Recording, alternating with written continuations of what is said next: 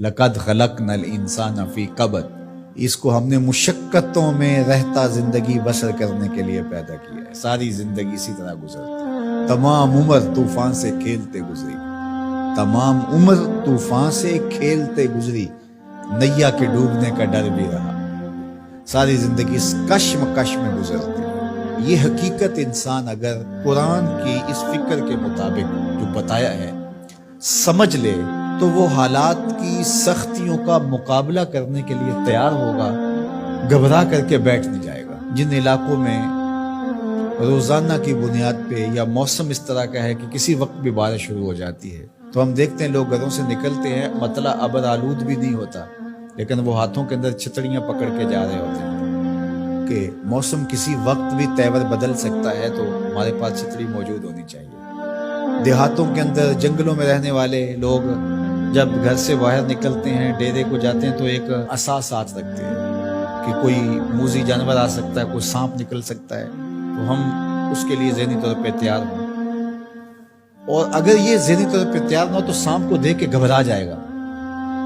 اور رونا شروع کرے گا یا آگے لگ کے بھاگ جائے گا، نتیجہ کیا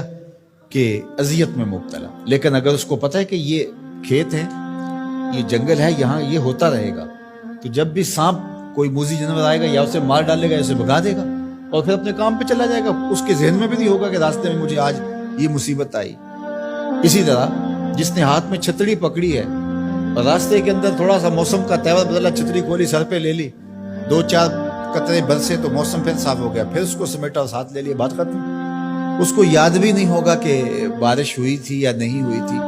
زندگی کے معمولات میں شامل ہے، چونکہ وہ اس کی تیاری کرتا ہے، اس کے ذہن میں ہے موسم ایسا ہے کہ بارش بھی آ سکتی ہے، کڑکتی دھوپ بھی ہو سکتی ہے۔ لیکن جو اس کے لیے ذہنی طور پہ آمادہ ہی نہیں ہے، اچانک نکلتا ہے تو بارش آ جاتی ہے تو پھر وہ گھبرا جاتا ہے، کبھی دیوار کے ساتھ لگتا ہے، کبھی کسی شیڈ کے نیچے ہوتا ہے، کبھی کچھ کرتا ہے، کبھی کچھ کرتا ہے، اور کپڑے بھگو کے واپس آتا ہے گھر، اور آتے ہی کہتا ہے مجھے گرم دودھ دو، مجھے تو سردی لگ رہی ہے، اس لیے کہ وہ ذہنی طور پہ تیار نہیں تھا، گھبرایا ہوا ہے، رنگ اڑا ہوا ہے، چہرہ زرد ہے، کیا ہوا؟ وہ میں نے سانپ دیکھا وہاں، چونکہ اس نے مقابلے کے لیے ذہن ہی نہیں بنایا تھا اور وہ ایسے نکل گیا، اچانک دیکھا اور گھبرا گیا۔ اسی طرح آپ کوئی کام کرتے ہیں کسی فیکٹری میں، ذمہ داریوں کا بوجھ آپ کے سر پہ، آپ کو پتہ ہے کہ یہاں مسائل ہوں گے، مصائب ہوں گے، 2 لوگ الجھ سکتے ہیں، مسائل ہو سکتے ہیں، کوئی خیانت ہو سکتی ہے، جھوٹ ہو سکتا ہے، لوگوں کا آپس میں تناؤ ہوگا، آپ ذہنی طور پہ یہ سارا میں نے فیس کرنا ہے، تو یہ جب ذہن ہوگا تو پھر آپ اس کو ایک روٹین کے عمل کے طور پہ کرتے رہیں گے تو گھبراہٹ نہیں ہوگی۔ لیکن اگر آپ اس کے لیے تیار نہیں ہوں گے تو پھر آپ کو بہت تکلیف ہوگی۔ تو اللہ تعالیٰ نے یہ پہلے بتا دیا، ہم نے تمہیں ڈیزائن اس طرح کیا ہے کہ یہ تمہارے ساتھ زندگی میں سب کچھ ہونے والا ہے، تکلیفیں بھی ہیں، آلام بھی ہے، حسد بھی ہے، بغض بھی ہے، کینہ بھی ہے، حقد بھی ہے، نفرت بھی ہے، اپنوں بیگانوں کا شر بھی ہے، شریکہ برادریاں بھی ہیں،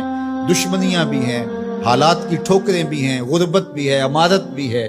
بیماریاں بھی ہیں، صحت بھی ہے، سب ساتھ چلتا رہے گا، زندگی کے ساتھ کتنا کچھ جڑا ہوا ہے، تو پھر اس کو گھبراہٹ نہیں ہوگی۔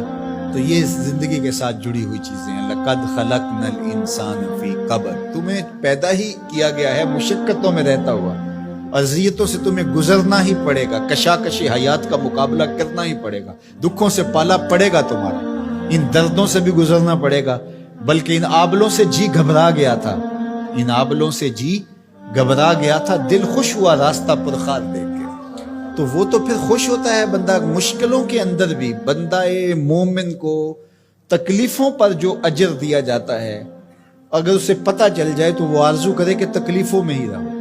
میرے اور آپ کے آقا و مولا فرمایا جو شخص قرآن پڑھتا ہے اس کو اجر دیا جاتا ہے، اور جو قرآن پڑھتا ہے یتتعتع فیہ، تو وہ اڑتا ہے، پھنستا ہے اور وہ اٹکتا ہے، لکنت آتی ہے، فرمایا اللہ اس کو 2 اجر دے گا۔